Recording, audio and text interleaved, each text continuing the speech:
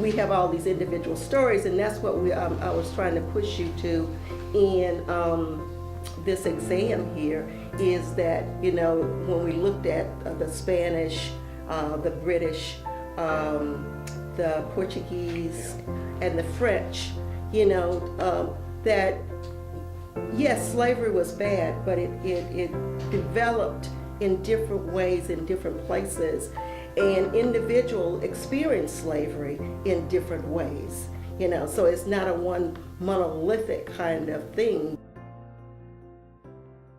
I was born in the state of Mississippi, and I came of age doing what they call the Black Power movement in this country. Went to a historically black college, and the name of the college was Tougaloo College. And Tougaloo was in the midst of the civil rights and Black Power movement, so it was a really exciting time to be in college.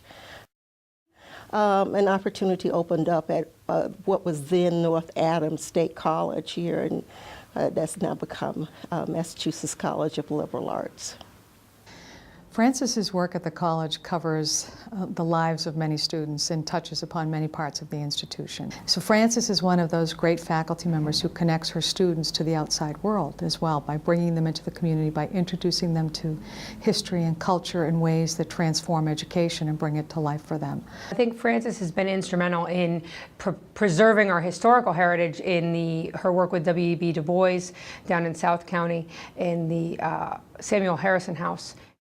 Samuel Harrison came to Pittsfield in the 1850s as the first pastor of the Second Congregational Church. He was called upon by the governor of Massachusetts, Andrew Johnson, to go down to Carolina and to render the sympathies of the Commonwealth with respect to the Massachusetts 54th, which had made a suicidal raid on Fort Wagner. The Upper Housatonic African American Heritage Trail was started in 2006. We kicked that off in 2006. Actually winds its way through the 29 towns, mostly along the Housatonic River. They comprise the Upper Housatonic Valley and the National Heritage Area that encompasses as well. There are some what we call magnet sites, the key sites that really anchor the trail. In Pittsfield, that would be the Samuel Harrison House.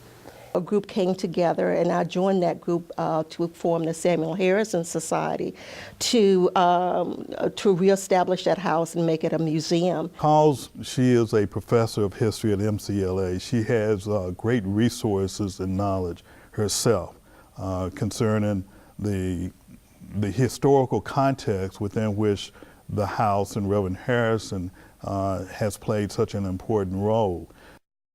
Frances was among a team that developed the proposal that was successfully funded through the National Endowment for the Humanities, that was to help support the book project and to, more importantly, bring scholars from around the country to MCLA for intellectual participation and a sharing of information and knowledge about this important piece of our history, and to open up our Berkshire backyard to scholars who had really no idea about the deep, rich history of the African American experience here in the Berkshires. So I came to know Frances in 1995 when I transferred to what was then North Adams State.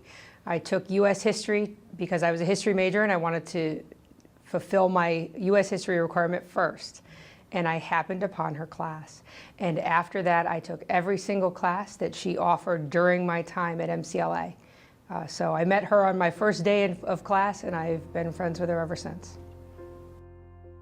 Frances has improved and brought a richness to the area through her teachings at MCLA and her desire to have students explore their own culture and history in the local context. And I think that brings and makes it real, not just for the students, but the students are able to now bring it into the public view and make it real for all of the local residents. The great thing about students working on the local history projects, and especially on the African American Heritage Trail, that when we did the book, their names were included. as researchers and writers along with everybody else. And so this gives them something if they wanted to go into graduate school. One of the things that she does extraordinarily well is take the historical experience, whatever she's working on teaching her students about. So the project here in the Berkshires around the African American Heritage Trail, and having students participate in original first-hand research. So doing archival work, doing on-the-ground exploration. So Frances exemplifies the best part of what liberal arts education is all about. What you might not know about Frances is that she's funny. She has a very dry sense of humor, and it takes a while for her to share it, but every once in a while she just comes back with a zinger, and it's really wonderful. My thoughts on being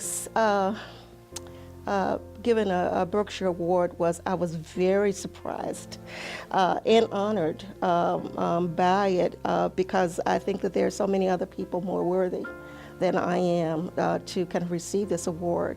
And one of the things I say about any kind of accomplishments I've made, and I don't think that there are many, those accomplishments comes at the behest of people, my family and my colleagues, and my friends who have kind of supported me, and so it's not a singular effort.